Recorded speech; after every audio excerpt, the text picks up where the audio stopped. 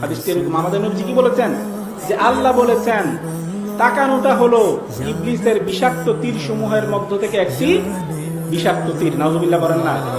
এরপর আল্লাহ পাক বলে দিয়েছেন মা তারাকাহা মাখাফাতি আবদালতুহু ঈমানান ইয়াজিদু হালাওয়াতাহু ফি কলবিহি। আল্লাহ পাক বলছেন যে ব্যক্তি আমি আল্লাহকে ভয় করে কোন অন্য নারীর দিকে না তাকাবে, যে পুরুষ অন্য কোন নারীর দিকে না তাকাবে, যে মহিলার সাথে পর্দা ওই মহিলার দিকে না তাকাবে, কে বলতেছেন? আল্লাহ বলতেছেন হাদিসে কুদসি, আমি আল্লাহকে ভয় করে যে ব্যক্তি অন্য কোন মহিলার দিকে না তাকাবে আবদালতুহু ঈমানান, আমি ওই ব্যক্তিকে ঈমান দান করব।